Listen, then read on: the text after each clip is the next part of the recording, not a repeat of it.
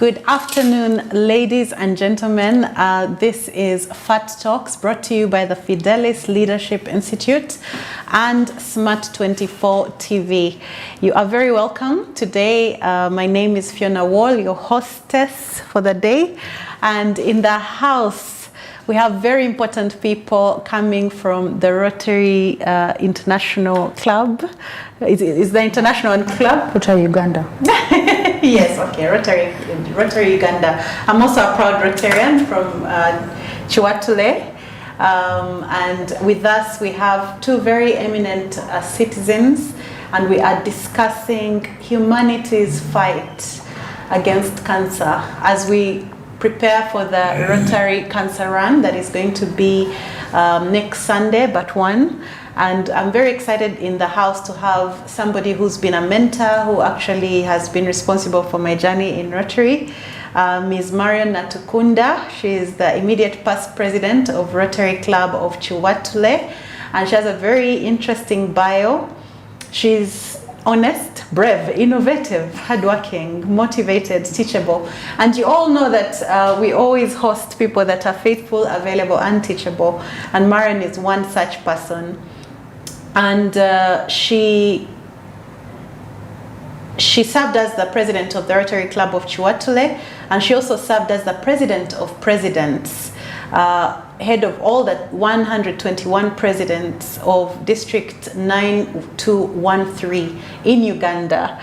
We are in the presence of greatness. And as the Rotary President and Senior Advocacy Officer in Uganda's Ministry of Health National Malaria Control Division, she has dedicated her professional life to fighting malaria. And I think many of the programs that her club has done have been, she's been at the center of. She's deeply committed to serving others and championing causes that drive social change.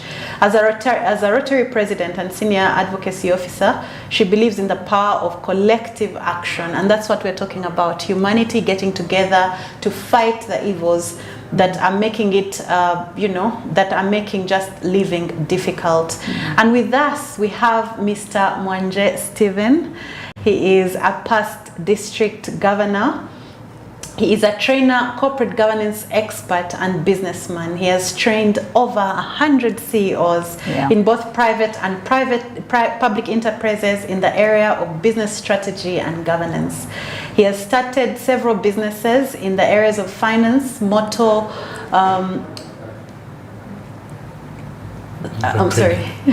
trading, yes, and public transport. He is the CEO of Bridge Credit Finance Limited, and he's also the executive chairman of Ashland Motors Africa Limited.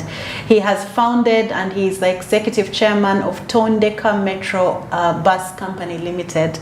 It's such an honor to meet you, Mr. Mwanje. As a Rotarian, Mr. Mwanje is a member of the Rotary Club of Mukono. He's a past district governor for District 9200, which covered Ethiopia, Eritrea, Kenya, Tanzania, and Uganda in 2010 to 2011.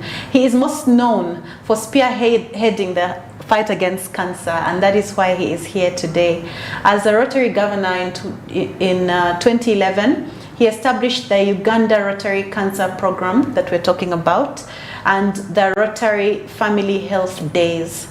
The latter has since been replicated in 12 other countries in Africa and Asia. This program has set up the 36-bed cancer ward at Nsambia Hospital and is now focusing on establishing a radiotherapy center at Nsambia Hospital as part of the plans to have a fully fledged modern regional cancer center. Stephen believes in big dreams, as we have seen, and says that nothing is impossible in life as long as you have the belief and the trust of your team. He believes strongly in teams. He is a family man, so is Marion. They're both parents, and Stephen is married to Rotarian Dorothy with 4 daughters, 2 sons, and 1 very beautiful granddaughter. Nice to meet you, Stephen, and you're welcome to Fat Talks. Thank you. Yes. So Marion and Stephen, we're very excited to be here. And today we're talking about Rotary's legacy of humanity fighting back. And we just want to understand, First of all, maybe you can tell us something. I'll speak to Mr. Stephen Mwanje. Maybe you can first tell us something about Rotary for those that don't know what Rotary International is, what it means to be a Rotarian, and maybe what it means for you, what it has meant for you. Wow. Thank you very much. First of all, for inviting me here. I'm here for the very first time. Yes. Very excited. It's a place where I would love to work the rest of my life. If I had the opportunity. You can do anything, right? Your motto. Anything, yeah. About Rotary, really, Rotary is an organization of leaders. Yes. Both men and women. These are leaders in communities, leaders in professions, leaders of business, and people who are willing to make a difference in the world. Because yes. as you know very well, we come to this world and we shall go one day. So you have to have accountability for the period you're on earth. But if you believe that you need to make a difference, to live behind a better world than you found, then Rotary is the place to be. Amen. Yeah. Thank you. Marion, maybe something small about your story with Rotary? Well, yeah. I as much as I call him my mentor, really, because he saw me when I was joining what they call Rotaract, which is the youths. But I started way back from Interact. And you heard about Interact. Yes, I was in the Interact club in my school. Yes. So we started I had a foundation of Interact, then I had a foundation of Rotaract. That is when I met him actually, and I think there's something he saw in me when I was Rotaractor. I used to do a lot of PR for Rotaractors, but also mobilize, then we would do projects. Interestingly, Rotaractors would mobilize for Rotarians to go to the communities. So we were the hands-on because we were young. Yes. Okay, you had the energy, the time. Let me rephrase. we are hands-on because we are young. I am not going to say that we're that old.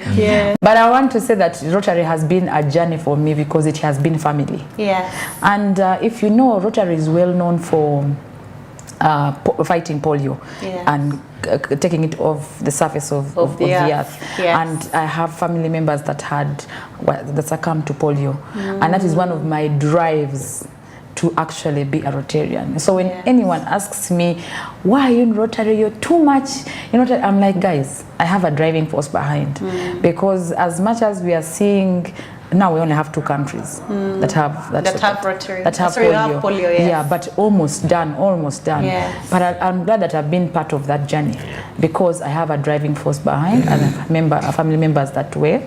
So that is why I love serving Rotary, because there's a cause to which it pushes me. So my journey has been good, and of course it has made me grown my leadership skills professionally, but it has actually enhanced me and helped me at my workplace. I'm identified in 2 ways. Apart from being a health person, I'm identified as a Rotarian, and every time they call me president, even when I'm done with presidency.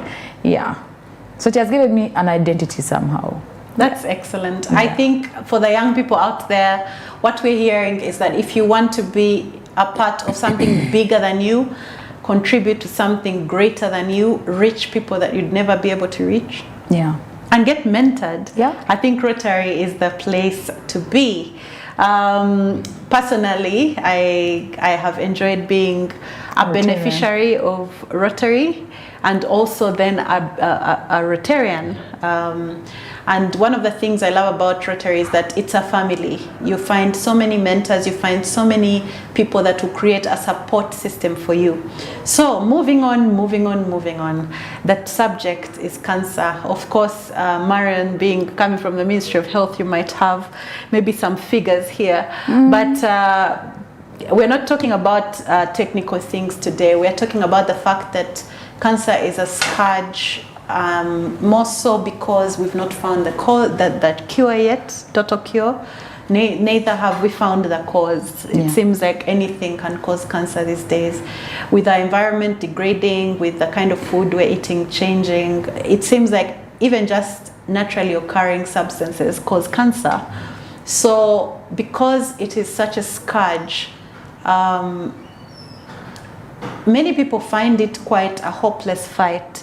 So what inspired you to start this fight many, many years ago? Wow, that's a tough one. What inspired me was losing the best friend that I had at the time.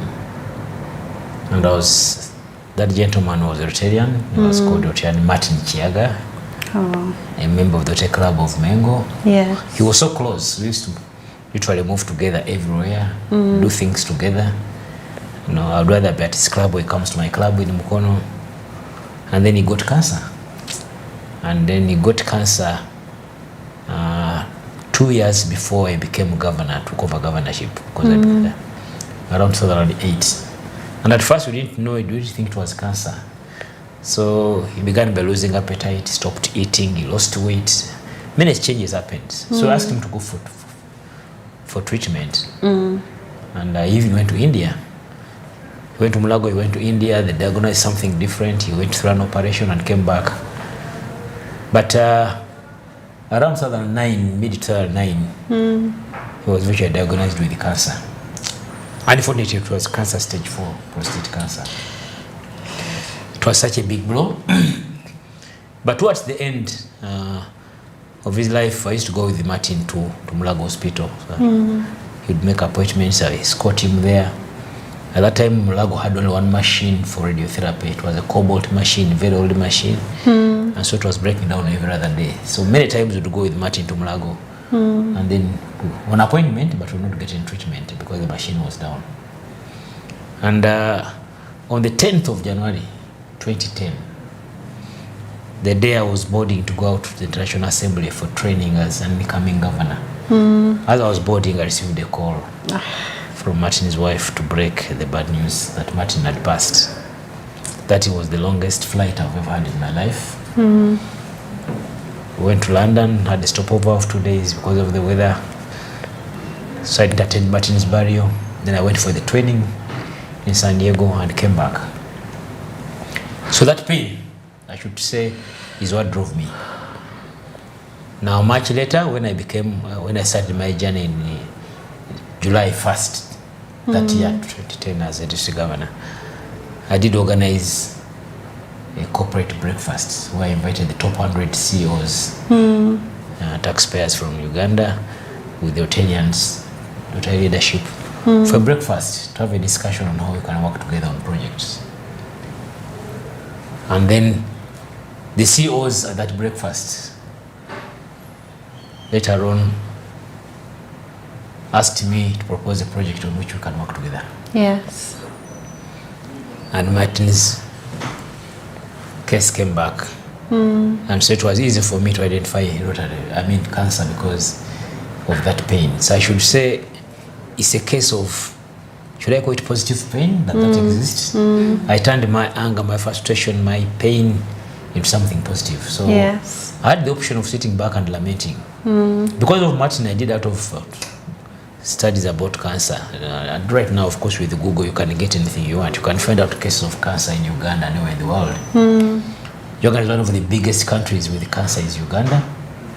We have about 34,000 cases, new cases every year. Yes. And 80% of those actually die within a year, a reason being of late diagnosis. Late diagnosis. So I thought I could do something about it. Other than sitting back and say to Saba government to Yambe, or sitting back and just lament and share statistics. Rotarians are supposed to be people of action. So as a district governor, because as a governor, so I had a lot of influence, I wanted to use my office, and that's what I did, to organize people around me, and we do something about cancer. And that's how the fight for cancer. So when did the Rotary Cancer Run start? The cancer run started actually a year later. A year later. The fight for cancer began in 2011. Yes. And I talked about that breakfast. So it's 11 years this year. No, this is the 12th run. 12th run, yeah. So 11 years, the 12th edition. Now, we began the fight to fight cancer in 2011. And I told you about the breakfast. One of the first CEOs to sign on this program was Lieutenant Fabian Kasi. Yes, he is my, what they call 40, friend of the year. Oh, yes. Okay. You need to look for him, you abandoned him. So Fabian, then a young man, a new CEO in Centenary Bank, Oh, wow. was the first person to say we can work together. Yes. At that time, I'd got a free piece of land from Zambia Hospital, again, courtesy of a Rotarian, Martin Isubuga, and then Fabian and his board chairman signed on. So we did an MOU for 3 years, and they gave me 300 million shillings. Wow. With a free piece of land, You were able to with 300 construct million shillings, that was not enough. I needed to get people to join with the right hands. vocations to join the team, and identified 4 Rotarians. Rotarian Patrick Watumbia from Kampala North, Rotarian Ebo Katawire, engineer, Ebo Katawire also another engineer Yes. from Kampala North. Kampala North is my other club where I'm another member, so I share with it a lot. Yes. And then Rotarian Wilson Sendi Kwanawa, who happens to be a quantity surveyor, and Dr. Ian Senkatuka from Kampala South, an architect. An architect. Now, He had a complete team So of eminent people. These when I are talk to the them, best all of of the them best. individually would think that they were together, because all Yes. of them, I called them on phone, I told them my dream and made a request, and each and every one of them said, Stephen, for that cause, I'm giving you the services you need at no Wow. cost. So I had 300 million shillings, I had a And piece of land. land, I had 4 key people here, technical people. Good to go.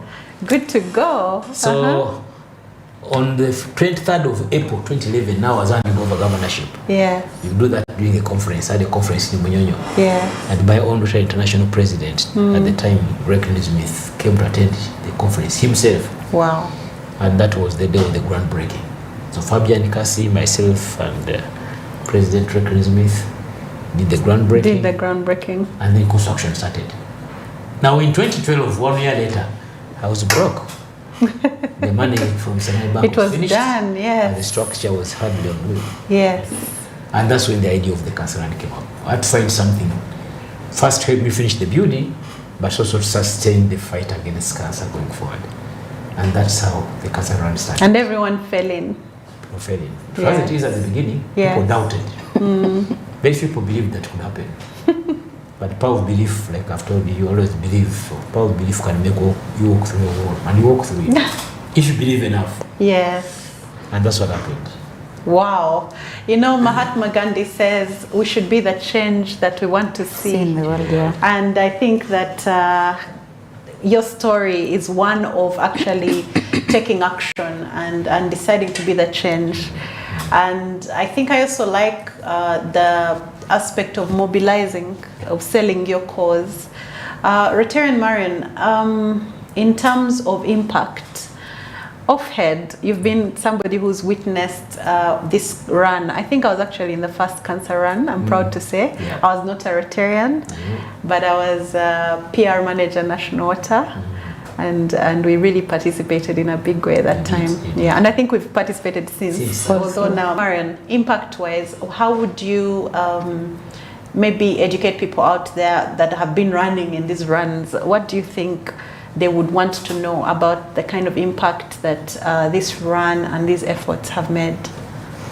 You know, if now people that are online and probably that have been seeing how far Stephen and the cancer run has come, when you go in circles and you sit around, you get to hear how they're equating cancer run with the MTN run, with the Kavaka run, and those big events that bring people together. And I realized anything to do with health, and especially if it has affected you in any way, you will definitely know the impact. And we know he has given his story and what drove him to start and think about having a cause for cancer, but also the run.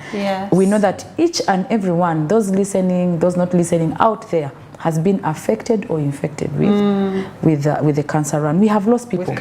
With cancer, sorry. We have lost people. And every day, at least every day when you go to a funeral service at All Saints, whatever church, they'll definitely tell you it has been a long illness, but eventually died of cancer. They discovered cancer. So the impact is that the awareness at which the Rotary has come, because it has brought together each and every one. When people hear about the word Just Rotary, they think it's a bunch of rich people that have come together to just expose themselves in public and have a blast. But you just walk into, when you're going to set off for the cancer run, it's as if getting someone from anywhere and gets onto the vest. Because now, those days, people didn't even have access to vests. Yes. They would just walk in and they flag off the runs, yes. the different, and we used to run in our own branded material. Yeah. Yes. But you can't imagine the impact that someone finds it good to have a vest that associates with a cause, yes. and then gets to run. And I don't want to preempt probably your next question, but you see now this very run that is being organized is that if you do not have a vest, probably you won't even access the venue. Why? Of course, not because of anything, but we want to keep that brand, yes. that no one duplicates it, because it's a passion for someone, and for someone out there who's like, do you know what? I lost my mother, I lost my father, yes. I lost my brother, I lost my sister. Nowadays, cancer kills babies, not even now the old.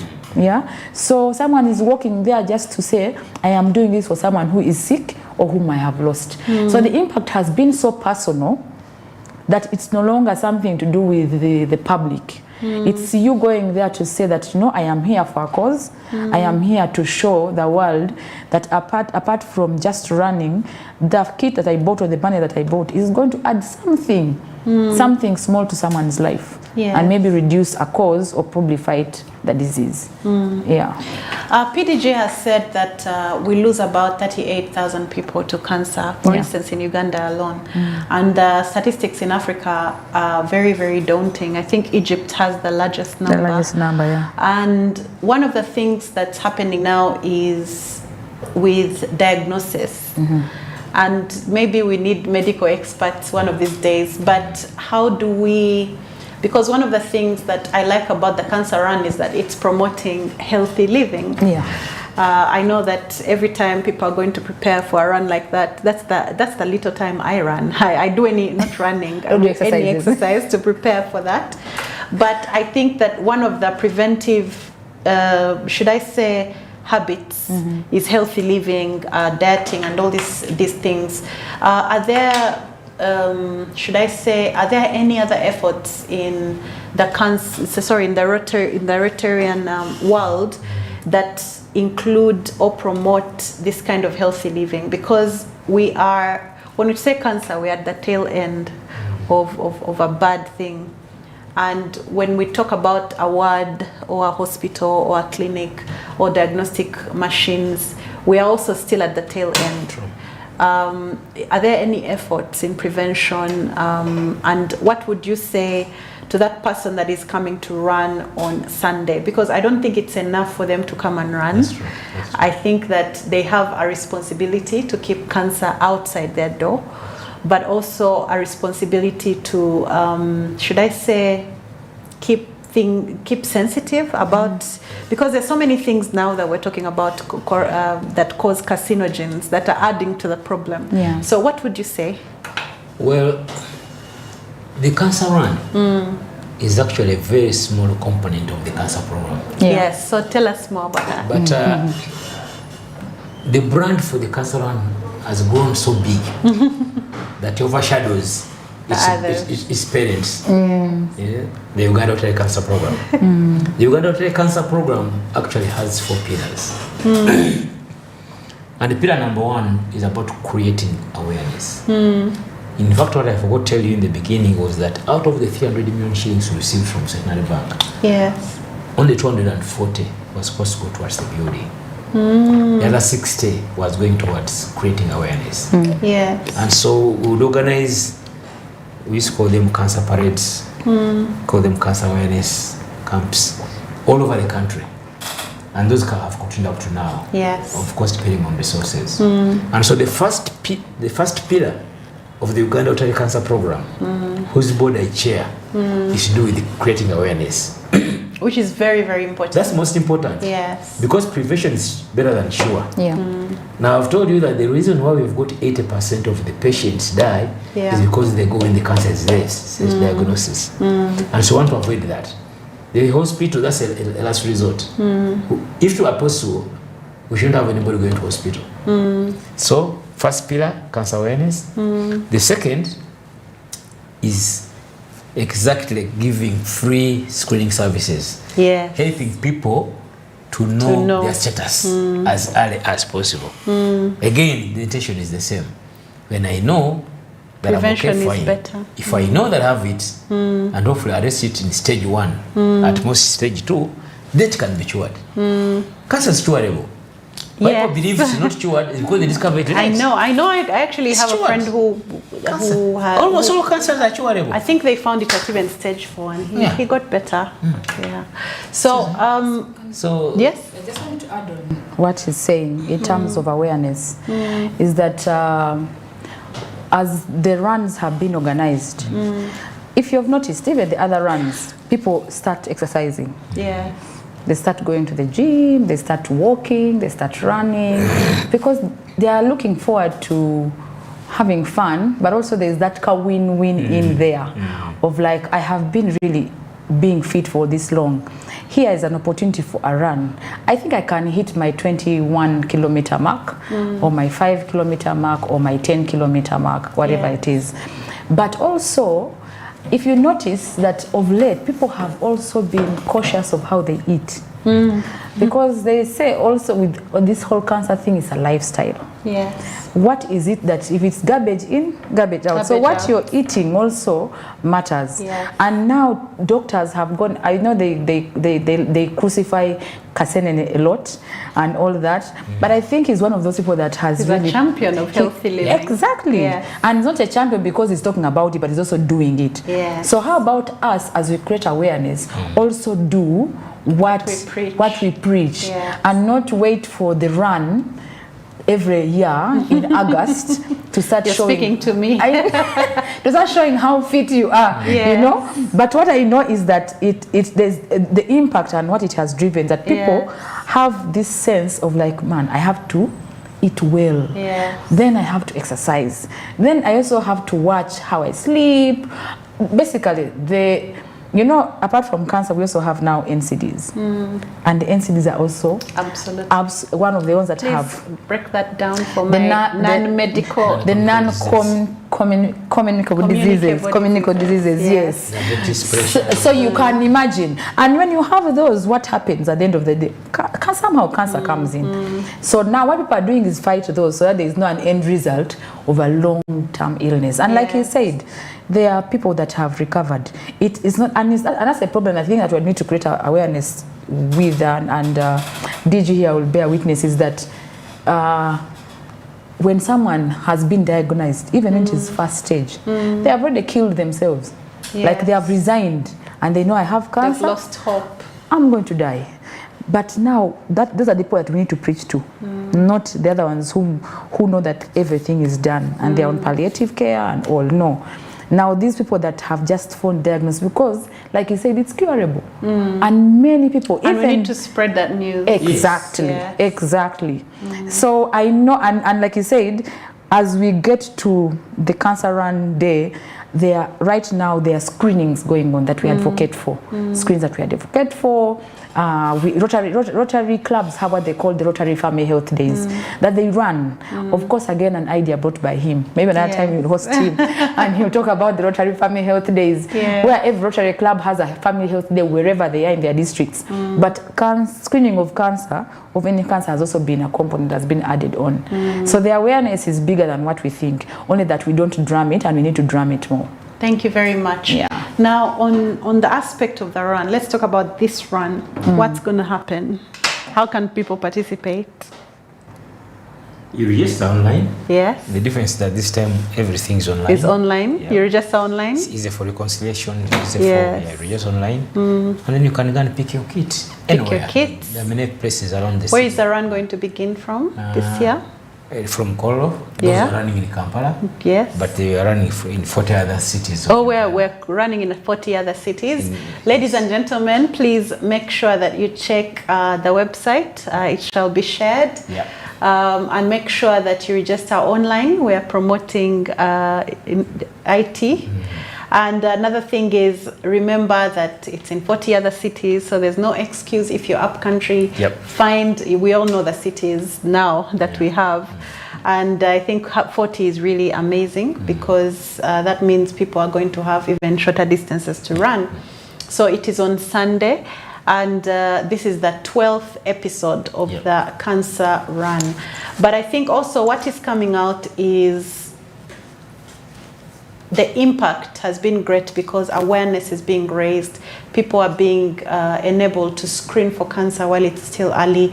So I'm also encouraging, I think, anybody out there to encourage everybody to run because there'll be cancer screening at all these places. So now getting back to... Maybe before you get back there, Yes. in terms of impact, Impact, yes. already the first 3 runs alone enabled us to build the cancer ward in Isambia. That's impact. That's impact.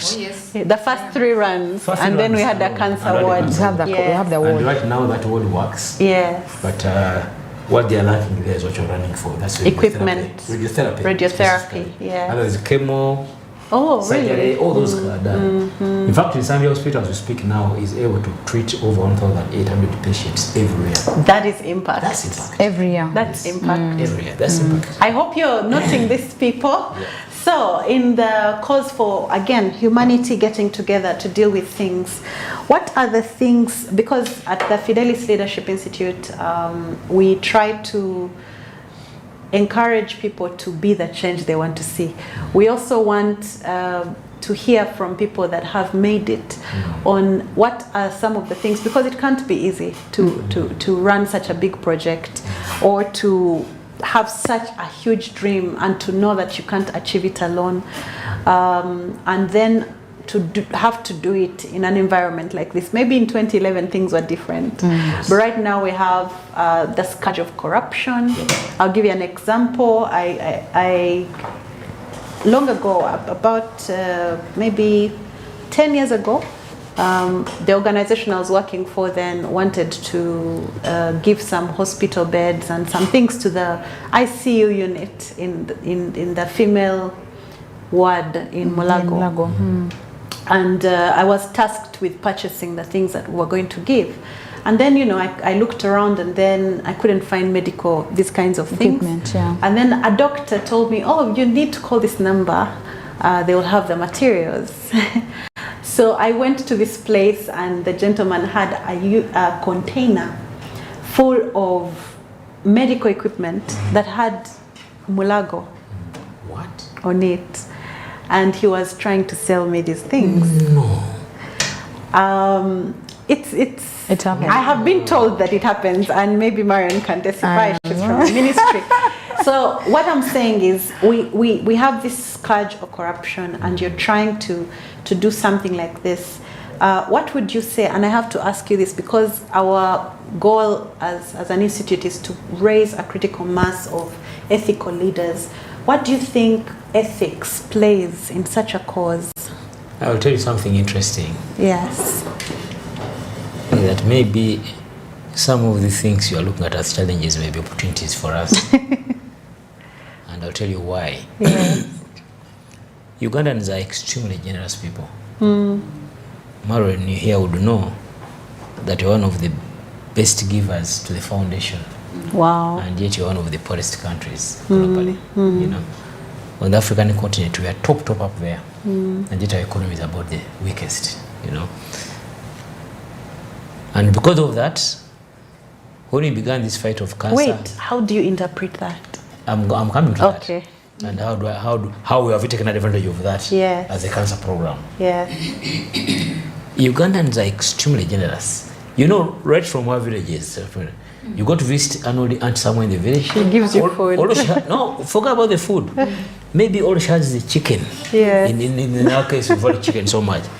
She has not seen you for a long time. When you come, she'll give you her only chicken. Yeah. And sort it for you. That's, you know. That's how. That is true. Yeah. Our culture, as you can now.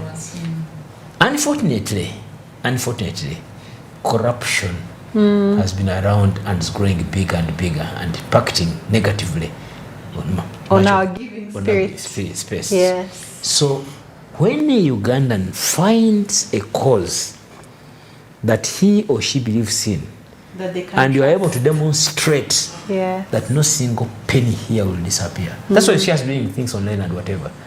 We announce results at the cancer run the very day after the run. Every penny that goes in, we tell you how much has come in, we tell you what it's going to do, and we do it and we show it to you. And that's what has explained our success. It is because Ugandans have found this space. They have found this, a space where ethics has a home. These unique guys who actually still have ethics in this country. Yes. And that's the reason we are doing as well as we are. So people come on, organizations are coming on. Every other day, they knock on the door. In the beginning, we went to every organization. Now we don't. They actually They're the ones knocking. Say, Stephen, how can we work with you? That's a wonderful legacy for ethics. So a wonderful argument. Yes. So ethics has driven us here. And I like how driving our success. I like how you say that instead of looking at corruption as a problem, we should look at it as an opportunity to for be us, ethical people to demonstrate that it can be different, and then attract everybody. So they look left, they look right, they say, no, this is the guy I want to work with. Interesting. So even for causes, ethics needs to be at the heart of this cause, especially in the, should I say, in the sea of corruption that we're swimming in. Rotarian Marion, when it comes to leadership, I'm very impressed by the Rotary model of leadership, succession planning. Could you just say something small about it, just using examples? All right, so because and why I'm asking this is because PDG was president in 2011, right? I was governor. Sorry, he was governor. I was president much earlier. Much earlier, yeah. So he was governor, 1998. but he was not a governor without background. He had risen through the ranks, and that's what Rotary really tries to promote. But then, up to this day, he is still involved. Even when he's not a governor, he still feels that he has a stake in this. So there's that institutional memory that is preserved. Then you have whoever is president right now is also continuing his legacy without thinking, I need to raise this down. Because there's some places where every new leader wants to remove the past and start their own thing. So just how has this model worked, especially for sustainability, Mariam? First of all, allow me to first drive a bit and get back to the ethical bit that you asked Stephen earlier on. Rotary has we have what we call the object. The object. The 4HS, yes. The 4HS is something that one should live every day, because when you recite it, sometimes we sing it and we don't do what it says. But in the object of Rotary, there's a part that says high ethical standards in business and professions, the recognition of worthiness of all useful occupations, and the dignifying of each Rotarian's occupation as an opportunity for service. So I think ethically, the cancer run and the program and what he was explaining, this is where it comes in. And the generosity of Rotarians is that we have not let down our dignity and our integrity, but we have given what we have, even as we as poor, as he has said, and we are definitely corrupt, and the poverty is so in our faces. We as Rotarians still have to live out that small penny to give it, and that's why you see that the Rotary Foundation is who we are, and that's why the cancer run, and that is why the cancer program. Now getting on to leadership, and if you have attended installations where they are installing presidents, there is the guest of honor, the guest of honor sometimes who's going to install the new president calls out the past presidents of that club and recognizes them, or probably makes them line up, and then also hints, not like it's like a joke, but says how I wish leadership could be this simple and as peaceful as it is. Because in Rotary there's an opportunity every day to serve and to lead. There's an opportunity every day. My club is 20 years old. I probably joined like almost 6-7 years old. And when I came from Rotaract, I was a president. I was a president there, then I served on the district. But interesting, I served on the district of Rotary before I became a president in my club. So it's not because of a certain kind of caliber and where you have gotten and who you are in society for you to become a president. They see the potential, but also what they look for is are we mindful of the needs of the less privileged? And that is why you're there. Are you faithful, available? Exactly. And I always that's tell, what we call it here. Exactly. Yeah. And that's what I always tell. That's why I always tell everyone who wants to join Rotary. Yeah. Like I can tell it right to anyone watching and those online. That me, for someone who wants to join Rotary, I'll preach 3 things. I'll come and say, if you're a resourceful person and you're available and committed, then you are going to be a Rotarian. And resourceful is not about the funds. No, you can be a resource of the knowledge. You can be a resource of your time. Whatever you have. Whatever you have. Bring. But also commitment. You see, if Stephen wasn't committed, and like you said, every leader comes up to show what they want. And the leader would have come and said, but the cancer run, it has died. Oh, it is there. We can do whatever we can, but we want this to also go and also pass. And indeed, many things have come and gone, but it has remained. Why? Because it touches the core of a human being, and people have suffered from it.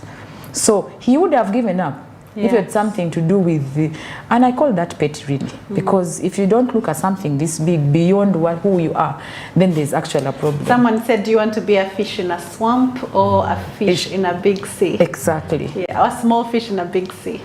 And I think that's what I love about Rotary, that it gives you a chance to be a part of things you might never initiate, but a part of things that you will definitely be able to grow and add to. Now, in our little way, I also want to recognize Smart 24 TV for giving Rotary wow. contribution. Thank you. And that's a contribution. So today Smart 24 is a Rotarian. Yes, no, honestly, and it is. the Fidelis Leadership Institute has also given up its airtime. That's now a partner. But one of the things I'm encouraging people out there, there's so many ways you can give. If you're an employer, encourage your staff to run. If you are an individual, get someone to run. If someone is ill and you suspect anything, take them for screening. Because there are many little ways in which you can contribute to the fight against cancer. I belong to, when you have gone to school with friends and then you have these class groups. I remember one of our colleagues was ill, and every day my classmates took turns to provide fresh fruit and vegetables for this lady. And I think that if we got together, as you said, this generosity should not be eroded by corruption. We need to find ways of channeling this generosity. And I think right now people are looking for leaders that are going to channel the generosity. But also, PDG, I read a lot of purpose in the things that you're doing. And you're a governance expert and you train in strategic management. What is the role of purpose in leadership? Because it's not only important to have purpose, but I think to also be able to communicate it. Just give us a picture of how important in leadership something like purpose is. Yes. And what role maybe it has played my in this understanding thing. of purpose is that it enables you to have a focus. Yes. Yeah. And as they say, if you don't know where you are going, then any route can take you there. And therefore, there's no way you can get a team committed to a cause unless you have a purpose which communicates clearly. Yeah. That will enable you to have a focus and a direction. So that is how I see it. So because of that, again, cancer run is an example. How come the run keeps on growing every year? It's something bigger because they see the end game. You communicate with them today and tell them, that time I told them we have finished a cancer ward within 5 years. You gave yourself a time limit. I forgot to tell you that we finished it in 3 years. You finished it in 3 years? Wow. Target was 5, we did it in 3. Now I've told them, come 2027. We have a radiology. Unfortunately, we lost 2 years because of COVID, but I've still left that target there. Come 2027, we should have a fully-fledged cancer center, not just for Uganda, but for the region. Yes. So now I've when people read come to run, they know what they're running for. Yeah. Yes, it's fun, yes. The vision The vision is clear. front and center. Yeah. So, and everybody knows that any yes. 30,000 I'm contributing is making this contribution towards this purpose. Yes. Because all of us in this country have been impacted by cancer in one way or another, through a relative, a friend, a worker mate, and so on and so forth. So people know. And we are saying, please don't give up. You give them hope. If those of you are still sick, hope. There's hope. And that's the purpose. There's hope. If you come together for this long, just pray that we get there. This is what's going to happen. Yes. The Bible in Proverbs 29, 29:11, is that Proverbs? No, Jeremiah 29:11, beg your pardon. It says, I have plans to give you a hope and a future. You know, God is saying he has plans. And I liked how you linked hope and purpose. Because when you have purpose, you have a hope that you're going to reach your goal. So how would you explain to the young person out there that has something they're really passionate about and they would like to crowdsource, to influence people to join their cause, what would you say, maybe a few tips or steps on how they can go about it? The very first building block that you need to have is integrity. Nobody, thank you. Nobody is going to work with you unless they are sure. Yeah. You know, so integrity. They can trust you. They can trust you. You can't compromise with that one. So once that is clear, then of course the next one comes to purpose and communication and then team. You need to work. Nobody can work alone. So integrity, communication. No, integrity, purpose, communication, team. Who is your team? Marian, what would you say? What would you add to that? That person is out there, they have a cause, they believe this cause could transform their community. Where can they start? Where I can relate with what Stephen has said, integrity, but I kind of brushed away the foetist. If we look at the foetist and break it down, the foetist that we recite every day, yes, of the things you think, say, and do. Imagine you're thinking, you're saying, and you're doing. Bring it to what is saying, integrity, purpose, team. Who are you working with to think, say, and do? Is it the truth, integrity? Integrity, you see, Is it fair to all concerned? Justice. Will it build good will and better friendships, purpose and team? Yeah. So I wanted to relate to that. That's fantastic. Because we sing it, but it actually is. It's our explaining a lot of things. If it is something that we avoid to eat, it is something we should eat and have on our plate every day of our lives. We are not perfect. Yes. We don't go by the Bible and maybe what the foetist is. But I'm very sure that in a day, we live one of what those words say. If you really keep reminding yourself and it's top of mind. Yes. And then that is when you realize at the end of it, is it beneficial to all concerned? Now the benefit and the all concerned is the community that we are going to serve. So tell me, Stephen, honestly, Marian emphasized commitment. And being a Rotarian requires a lot of commitment. I have been a bad Rotarian sometimes because it does require a lot of commitment. What are some of the things that would help someone strengthen their commitment?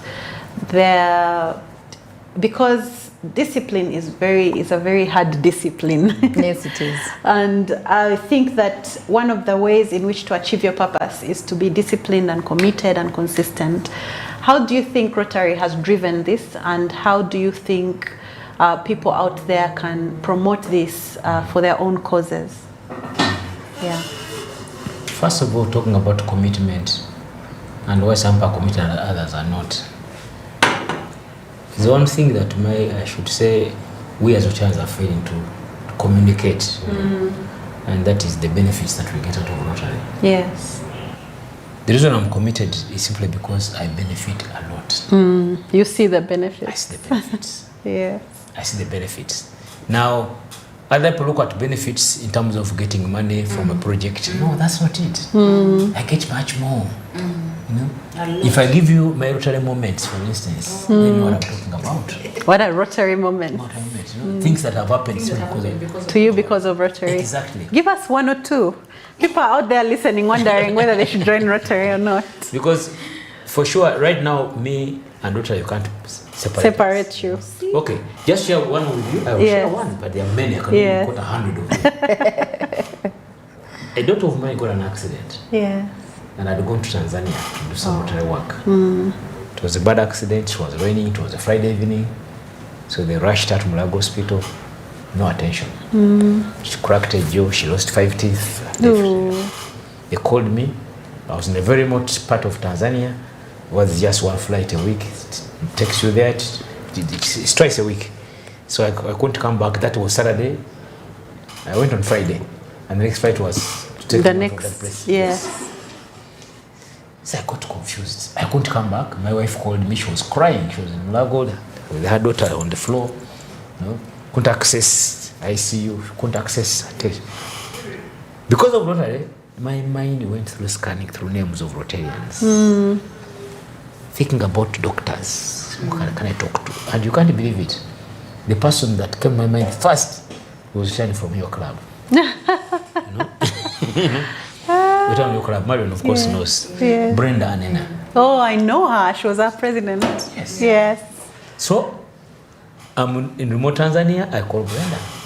I said, Brenda, I have a problem. She says, what is it? I said, this and this and this. I said, oh my God. So she says, give me a moment, I get back to you. In 2 minutes, Brenda had gone back. Brenda had mobilized an ambulance. But I tell you what, Brenda's mother, I didn't know then, another doctor who was in Nakasero Hospital. So Brenda called the mother, and the mother was waiting for my daughter at the stairs, waiting for the ambulance. Yes. And my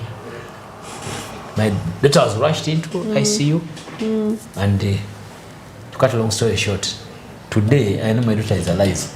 Because of that interview. So how much money did I need to pay to get back my daughter's life? No, nothing. So when you paid you $200 whatever, and I said it's out of money. It's nothing. It's nothing. Yeah. But life. Yes. I love the Rotary moment. Yes. I also have Rotary moments. Yes. I think the presidency of the Law Society happened because of a big Rotary moment. Yes. Yes. So, ladies and gentlemen, we're going for a short break. And when we come back, we'll hear a little more on the persons of the people that are sitting before us. It's the Fidelis Leadership Institute's FAT Talks, hosted by Smart 24 TV. This is Fiona hosting Rotarian Mwanje and Rotarian Marian Natkunda. Thank you very much. We'll be back.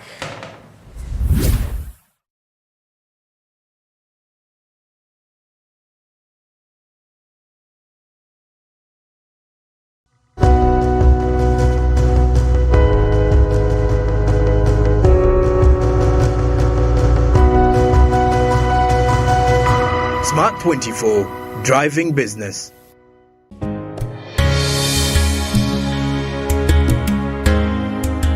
At Uganda Development Bank, we believe that developing the agricultural value chain and ecosystem is critical in unlocking enormous economic benefits for smallholder farmers across Uganda.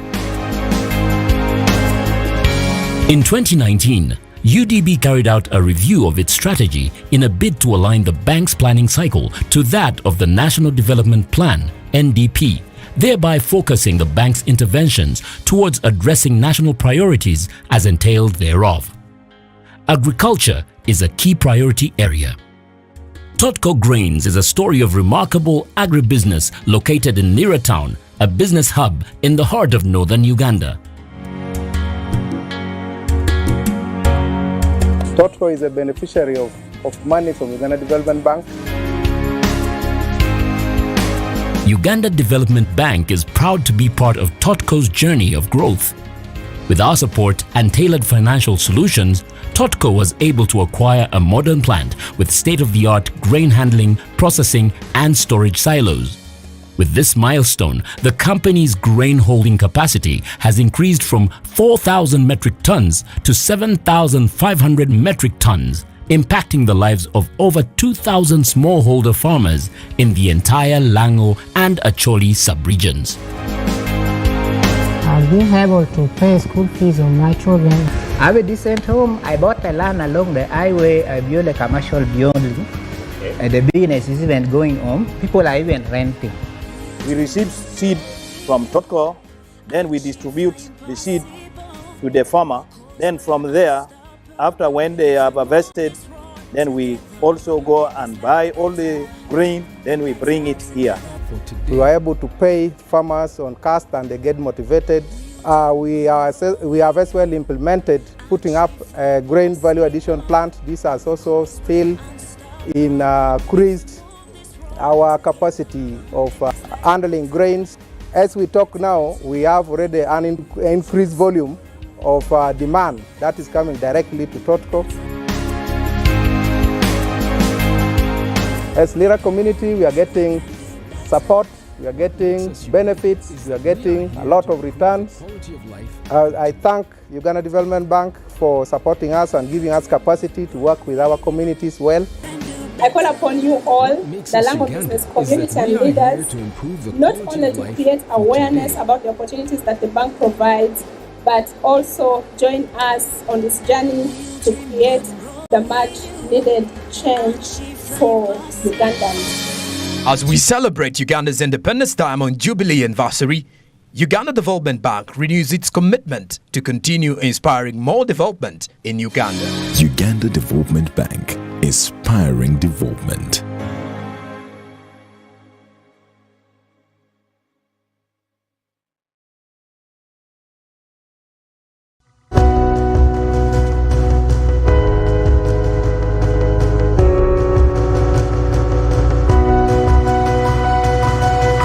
Smart 24, driving business.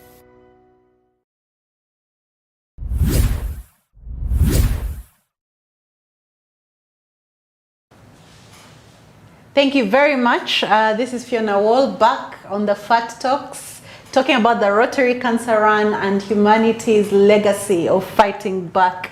We're with Rotarian Marion and Rotarian Stephen Mwanje, and just before we got into the break, we were recognizing our Twitter space people that are here. The organizing committee of the Rotary Cancer Run, the 12th edition, is online. We recognize you. We want to thank Smart 24 TV for hosting this and sponsoring this airspace. So one of the things that we want to see today, before these people go away, we say when you're in the presence of the king, you ask for everything. PDG, Stephen, what drives you? What keeps you going? What keeps you doing all these many things that you do? Well, I should say, what drives me is the power of belief. Yes. And the other thing is... explain though. Power of belief is over time. Yes. All through my life, whenever I believe in something, I've always succeeded. It has always worked out. And so I've come to know that power of belief makes a lot of difference. Once you believe in something, and you actually go for it and remain focused on it, you get it. The second issue that drives me is I'm one person who is inspired by big things. I love big things. I love big things. I read that in your bio. And the reason is I believe that God gave us all sorts of talents, and the capacity of the brain is such that very few of us are lucky enough to utilize even 20% of their brains. 10%? So, I'm telling you. So most of the people there, our forefathers and others, have died with their brains intact. Untouched. So, untouched. Yeah, 3%, 10%. Yeah. So me, as a person, if my day comes to go, I want to go after I've tried to use my brain as much as I can. So I challenge myself all the time. Yeah. So I think of a big dream, I say, let me go for it. Yes. There's nothing wrong with failure, I'll have tried. I always better to try and fail than fail to try. So that's what drives me. So I go for big things. Luckily enough, 90% of they what happen. Says, it has happened. The other one is humanity. Yes. Because I believe, again as a Rotarian, that I need to contribute towards reducing the suffering of the people. Of humanity. So I believe in humanity, and as Rotarians we believe that mankind is our business.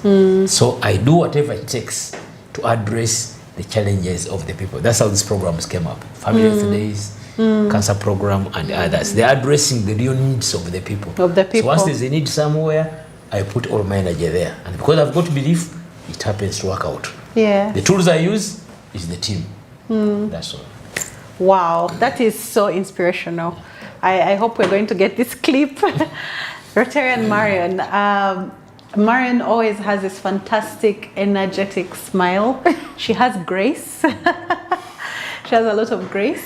But another thing that I like about Marion is her energy. So what drives you? What keeps you going, Marion? And you're not allowed to copy PDG. No, I'm not. I'm not, because clearly we are different. I told you he's my mentor, so there's no way I can probably have picked a lot from him. But what drives me is being brave. Courage. Courage and resilience. Why is that, first of all, I'm going to go a little bit personal, is that I'm a first and last. Yeah. I'm an only child. You're an only child. Now, with the things that we do in Rotary and how we give to humanity, you would query, like, this one, if she's an only child, definitely, she has everything at her feet. She has, as in, there's nothing I lack. Yeah, probably there's nothing I lack because his grace is sufficient for us and he's our provider. But as I grew up in a very humble home of my mom, more with my mom than my dad. And she didn't go to school like any other parent. So she used the little knowledge that she could to make sure that I am who I am. And of course with my other aunties. But a time came when there was no fees, nothing. So I was at, I think that was around, as young as S4 VAC, I started, I learned how to bake. So I used to bake cake. So I used to bake and save money. I sell a muffin like at school to my fellow people and save money. Then S6 VAC came, I still did the same. Now my mom said I can't pay fees anymore. I have nowhere to get it. Then my aunties, of course, reached a certain time where they could take care of me. I'm like, but I have this talent. Like he mentioned about talent. Why wouldn't I do that? I continued baking. Do you know that I used to sell muffins in KCB Bank, Standard Chartered Bank, New Vision? And when you're on campus or before? Yes, before and even then I was. And then I got a voluntary job. Now this is where humanity is coming in. And where I think I am too selfless that I've actually been taken advantage of, most sometimes. So I went to volunteer with TASO. And that time TASO, 2019, 99, HIV was at the helm. Yes. Do you know, even when I would leave work, like I would volunteer, I would go to the community and test people. What? Yes, like carry out what is called test. home-based care testing and counseling. So I went and trained into a course where you can carry out a test. I'm not a doctor, but I will inject and get blood and test. Now, then after that I go to school, people will be like, everyone who works in TASO is what? Has HIV. HIV positive. So I was stigmatized. That what I did. Now I became an activist of those. I turned around what they blamed me to be what they called me and became an activist of HIV patients. Wow. But specifically the youth. Because when we were at TASO, we'd see youth walking in and they are sick. And they have gotten HIV not only because they had probably multiple sexual partners, but they were born with it. And they didn't know. Now I took it upon myself and started something what you call the AIDS Youth Challenge Club. Wow. Now that is where I picked what drives me to now in Rotary. That you will not tell me that don't go for a medical camp. I will go. Don't do this. And another thing, I do not like seeing someone being, how do I call it? Marginalized or mistreated. Stigmatized. Now me, so I have two of my friends who say they can never work with me because I greet a border, I greet a policeman, I give them. They're like, Marion, it's like she knows everyone. Now, me, I'm not a person who, the first person I'll befriend will be either a gate man or will be some, and that's how I've been. So I have been driven, what has driven me is because how my background was, that everything was gearing up to being what I think I have. I'm not attained it, but I think because of that, of humanity and having that other sense, that passion for and it. that passion drives me. And I'm telling you the truth, I'll get out of my gate every day, but I'll make sure I greet someone or I'll give out. I'm a victim of people who give things on the street. All those days, all those people are begging. Yes. Yeah. So. But it probably gives you more than it costs you, yes, right? I am a very brave person and I take risks. Yeah. I take risks. Some have not been good, some have been, but the biggest part is that I have a fulfillment and deep down I am satisfied, and I can go and lay my head down at the end of the night and say, at least somewhere before that week ended or day ended, I have added value. I've made a difference to someone else's life. That's I've made a difference. Wonderful. So that is me. That's wonderful. Yeah. And knowing you, yeah, it's all true. I really am inspired by that. Thank you so much for sharing of your hearts, of your minds, and of your passions. If you are going to say, yes.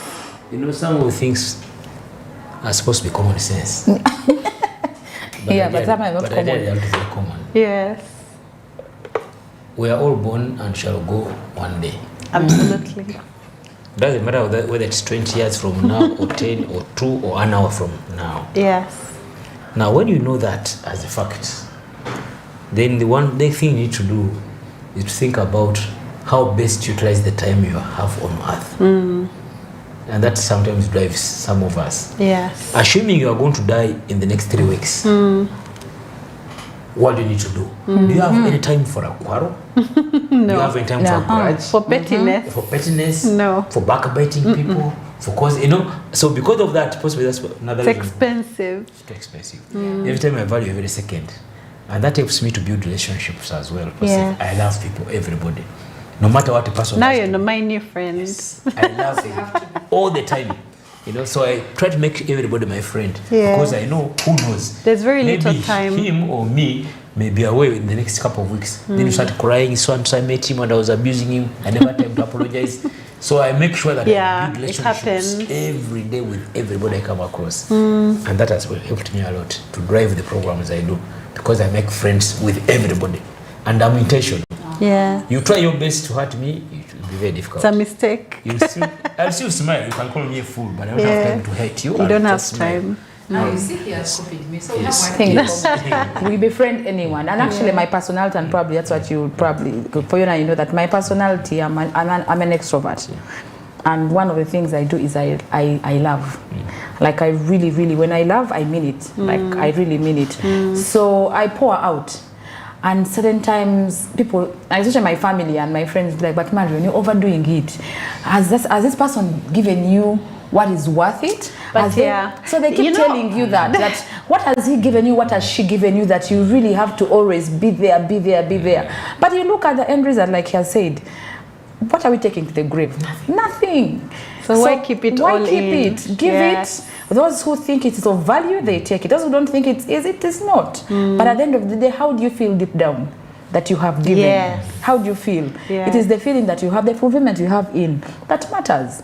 So if I have something small and I share it, one of my small testimony, I had a maid, and my daughter, I told my maid, when my daughter starts school, you're going to go back to school.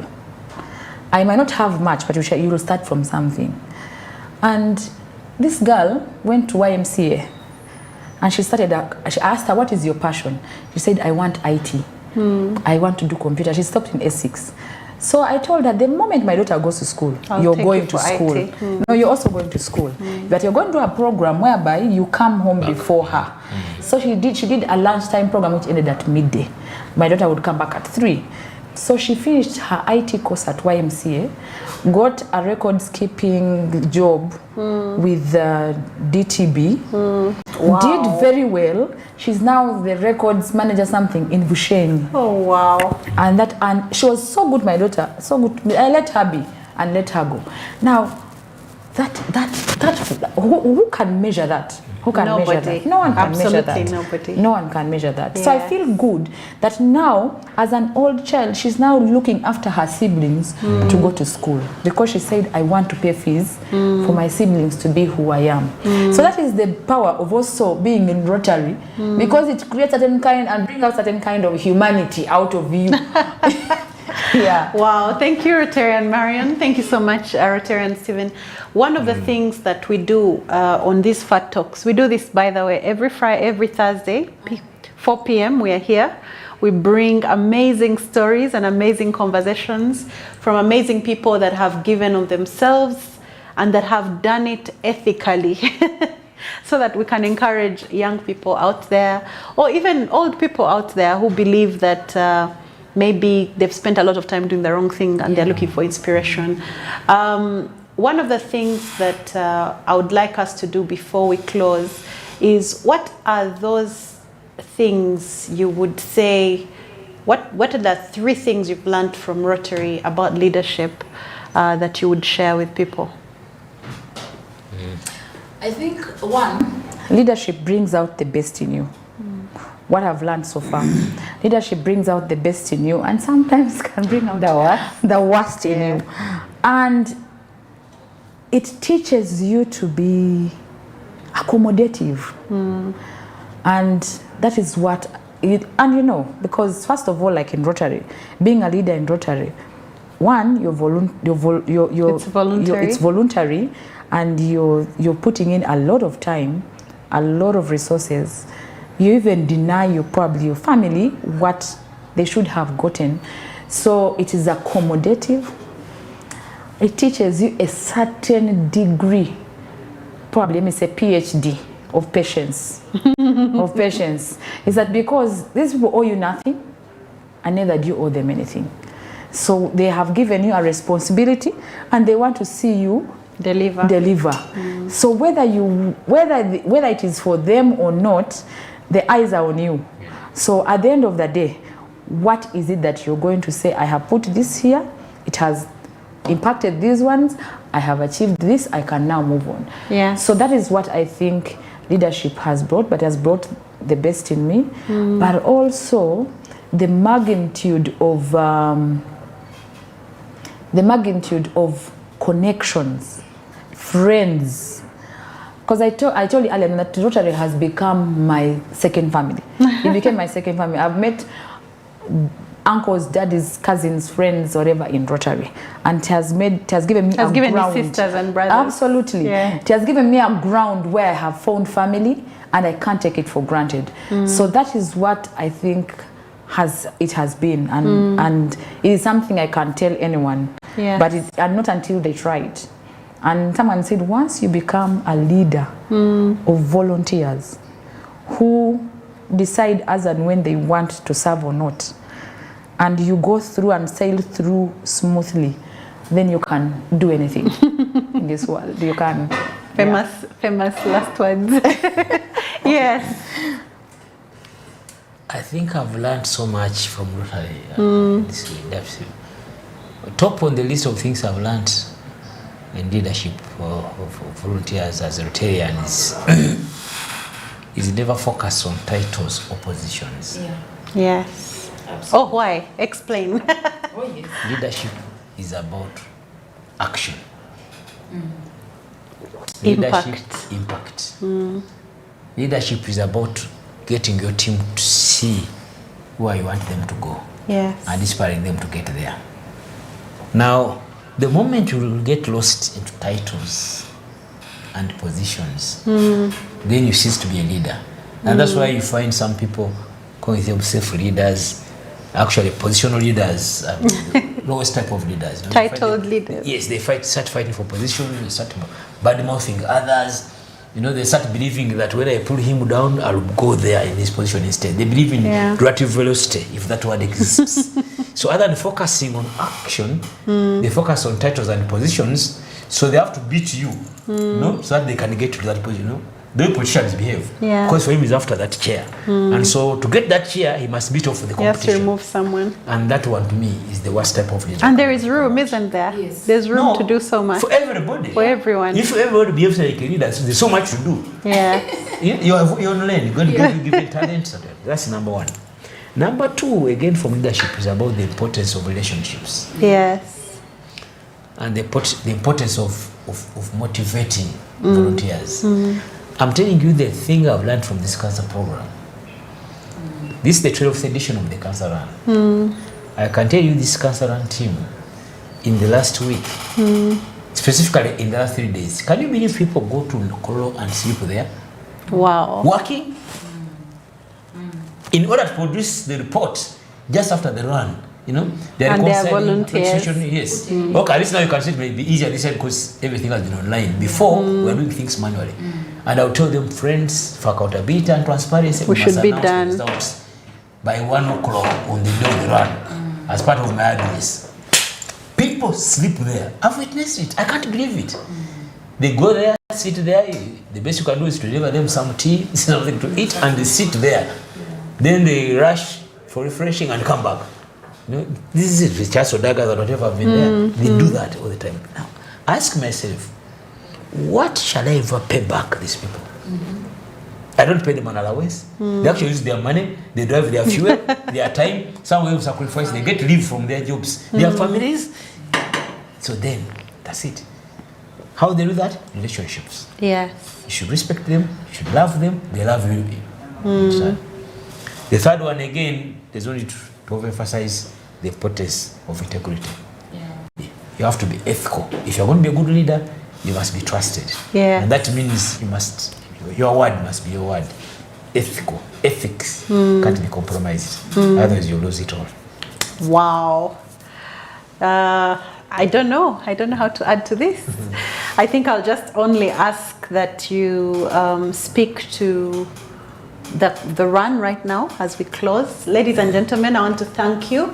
But before we close, I just wanted to take 1 or 2 questions from our Twitter space people. If any of you want to ask a question, please feel free to just put up your hand and you'll be given listening rights, or click on your mic. So you can give us a question. We're just taking 1 or 2 questions before we close, before we hear our last words from our speakers. Anybody online?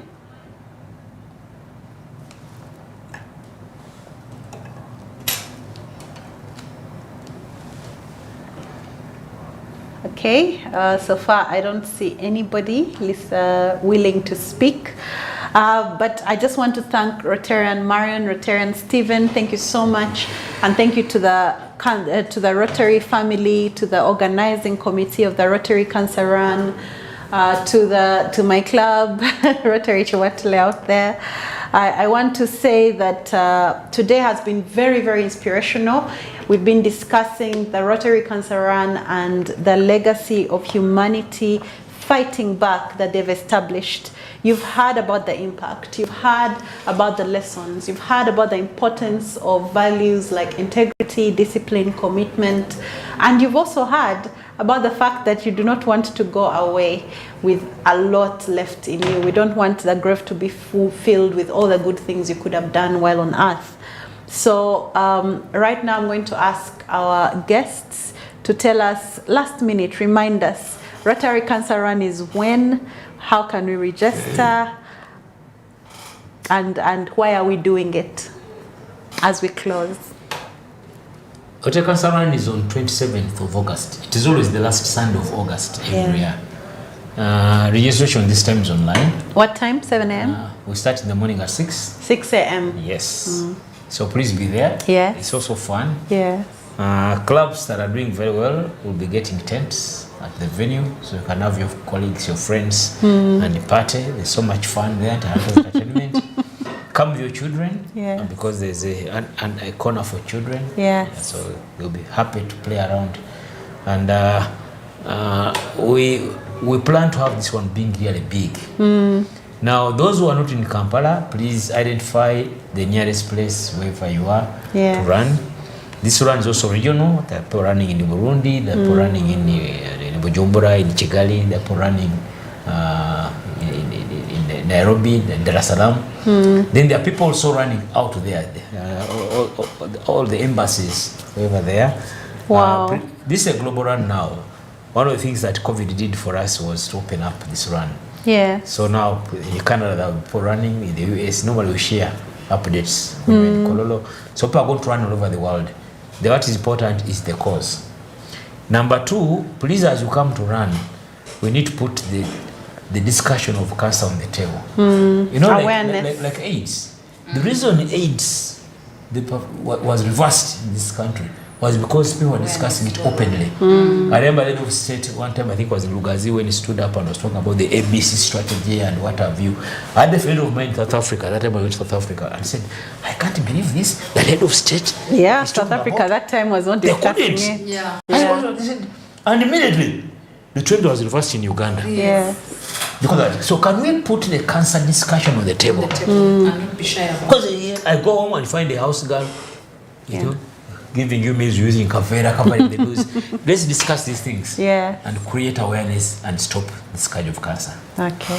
Thank you very much. Marion, last word? No, just remind us is that the tickets.ugandarotarycancer.org is where tickets.ugandarotarycancer.org is the website where you go and then you click and register, and there's also a QR code if you see most of the flyers are running. But also just remind people that the pickup points for the kits, just when you've registered online and you've paid, allow me just run through them, is Mega Standard Supermarket, Capital Shoppers in Tinda, Capital Shoppers Nakawa, Capital Shoppers Nakasero, Capital Shoppers Garden City, Bread House Lueza, Centenary Bank, all Centenary Bank branches, especially Mapera, Entebbe, Chireka, Najana, Nkumbi, Rubaga, and Kawempe. Okay. Yeah, those are the pickup. So after you pay online, that's where you can go and get your kit.